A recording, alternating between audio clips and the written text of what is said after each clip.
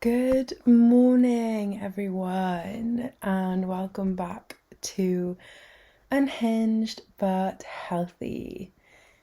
I am so busy at the moment.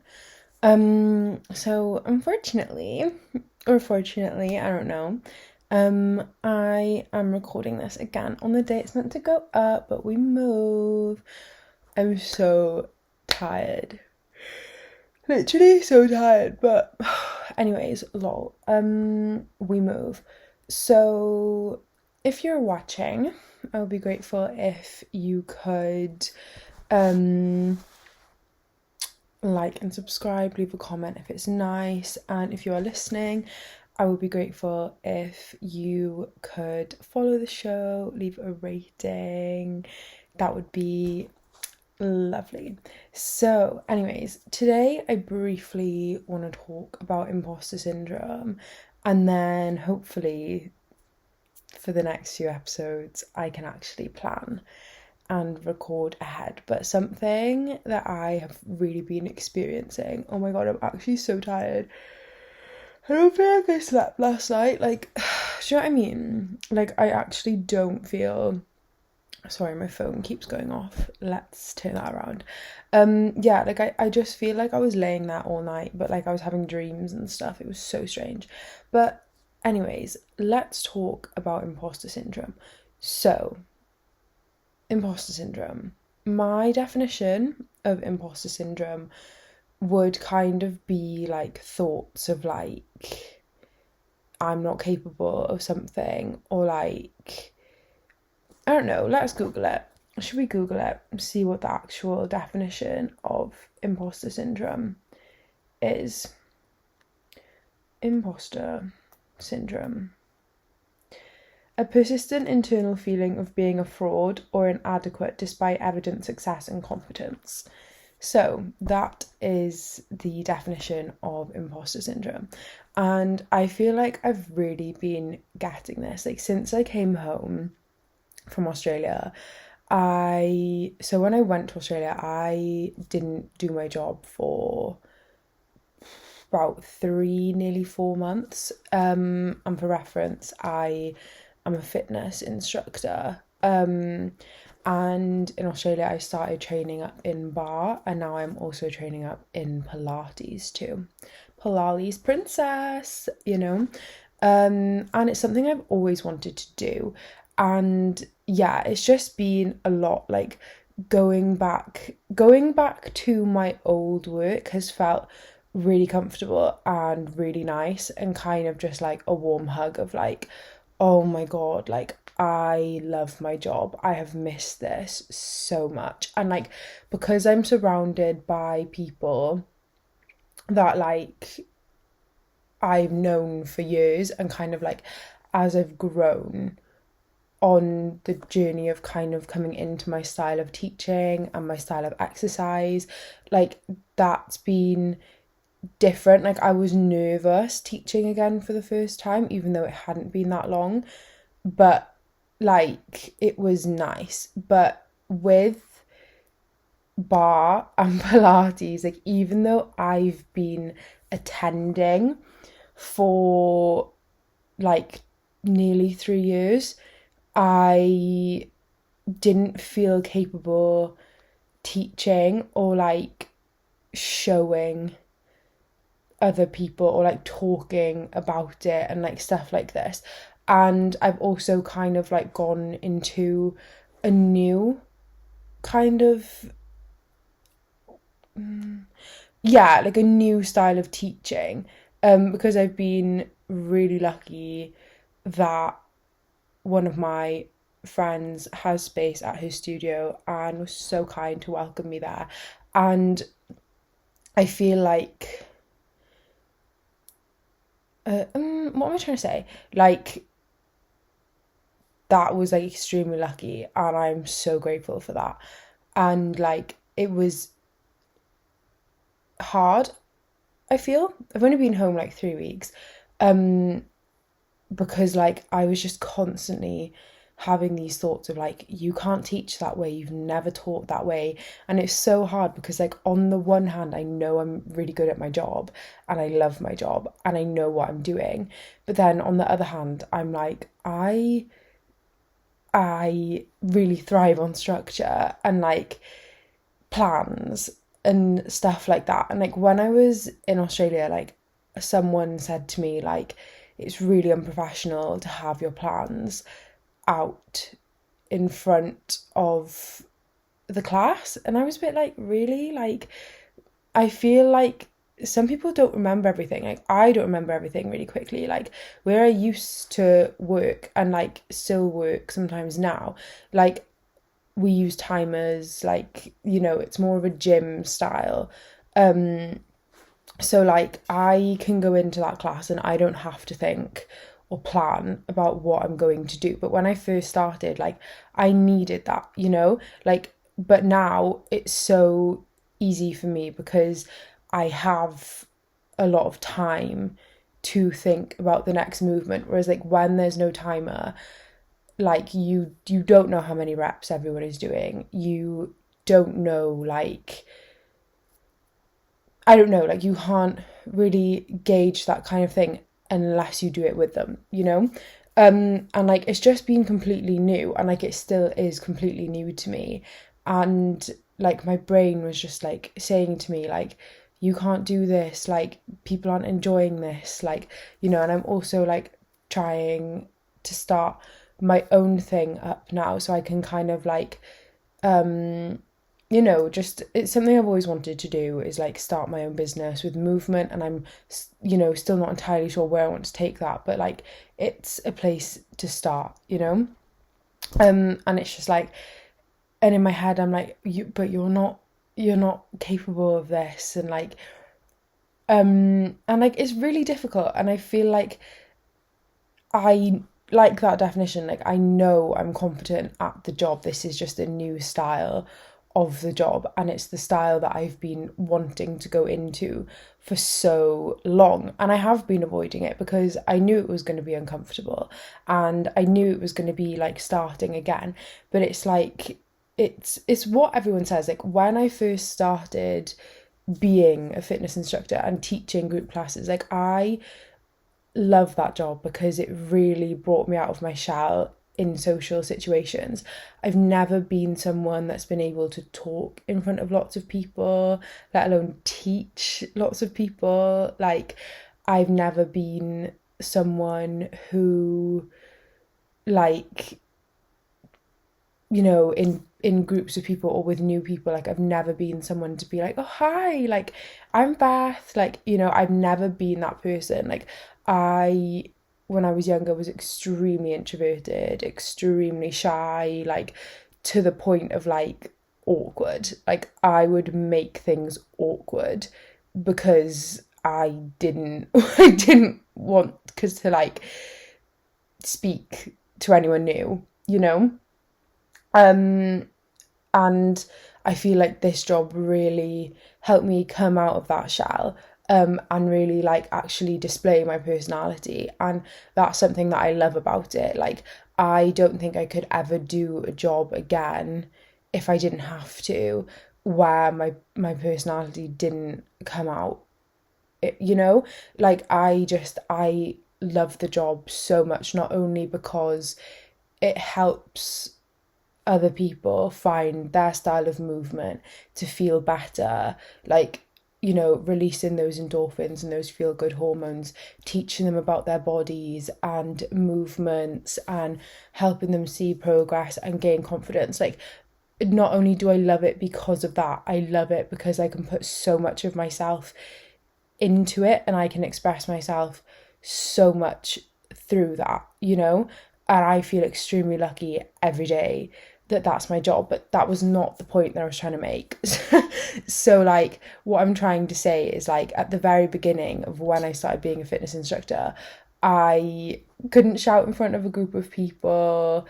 I was not very confident in my timings. I was not very confident in how I was showing the movements or like coming up with my own movements. Like I really wasn't confident in these kinds of things at all. And they always say, like, or someone said, I don't know who, when you are like expanding yourself and learning, at the very beginning you feel dumb, like, you know, like this, not this style of movement, it's not new to me at all, like I've been doing it for a while, but learning about it, like you don't realize how much there actually is to these style of fitness classes until you actually enroll in the course and do the course and learn the movements and how they're meant to feel and how you're meant to position yourself, you know. And it's like you could take this for any job, you know, and it's just a lot, and it's very overwhelming when you're taking it all in, you know. It's just like being at university and you're just like, oh my god, like I'm so fucking dumb, like how am I ever going to integrate this into my practice? And like, you know, and it's very hard. And like I've been thinking like, oh my god, like I'm not capable of this, like this is so much, like how, you know, what if people don't enjoy this, and like, and this and that. But the thing is, like, no matter what you're doing, like, and you can apply this info to anything you're feeling imposter syndrome with, like no normal person is going to sorry, I'm really thinking about what I was going to say then.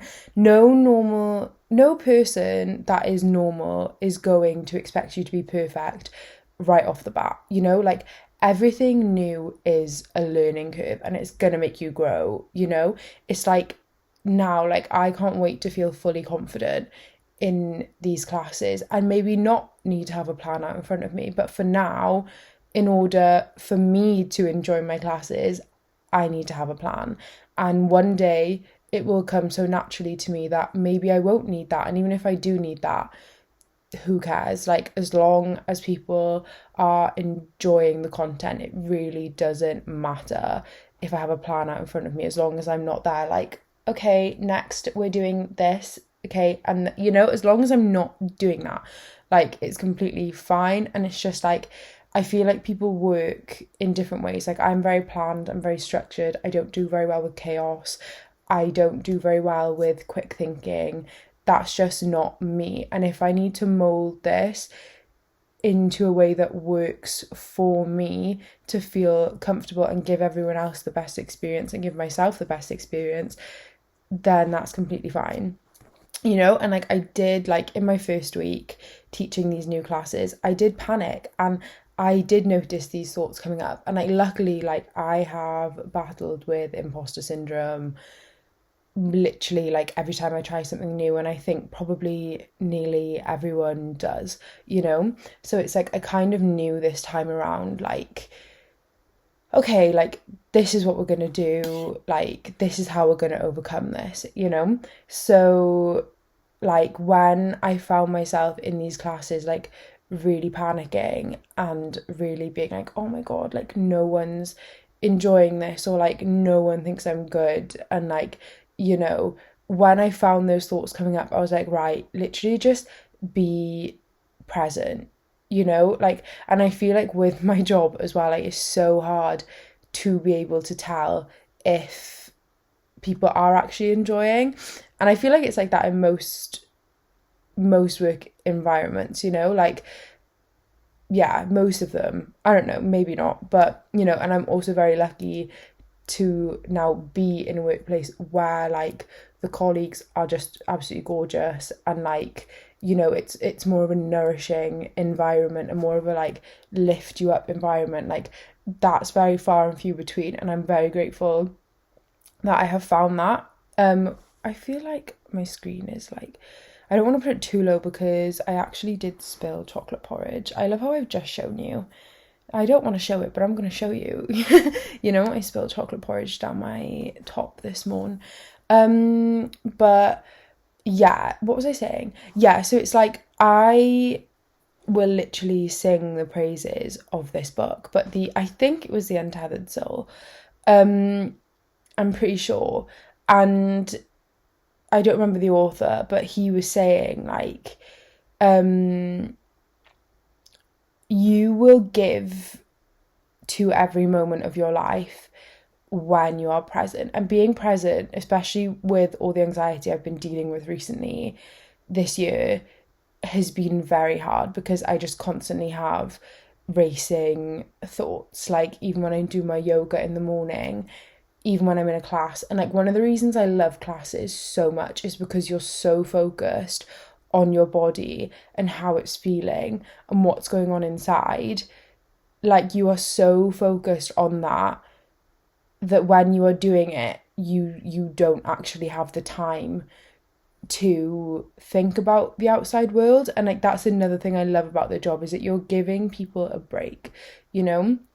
But anyways, yeah, so when I found these thoughts like popping up, I was like, just be present, just be here. Like, you're gonna give yourself and these people like the best experience if you are being present and if you are focused and giving your energy to what you are doing right now, because I have a tendency to really go into my shell when I think people don't think I'm doing well. And it's just like, that's not going to get me anywhere. And like, I literally said to myself, like, the first class I did at the studio, I was like, okay, like, I'm really nervous. I feel sick. I'm so nervous, especially because I've been going to the studio for so long and I know some of the people that go. So it's like, it's not as if it's just completely new people and, like, these people I see very often. And I was like, I have two options. I either fake it till I make it, or I let the anxiety and the thoughts I'm making up about myself and the judgments I'm making up about myself and my imposter syndrome make me go into my shell, and the class is an absolute flop, And I just chose, like, you just have to pretend to be confident. You just have to, like, sometimes it's the only option, and it's honestly the best thing, because eventually it becomes real and that energy becomes real and it really pays off, So like, my advice for imposter syndrome is literally just observe the thoughts. Literally, it's the same for everything. Observe the thoughts. Where are these thoughts coming from?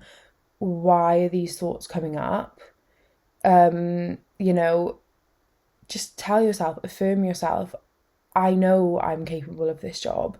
Or whatever you're doing, I know I'm capable. There's evidence that I'm capable. My brain is just trying to protect me right now because it's scarier to fail than it is to just keep trying, just keep trying.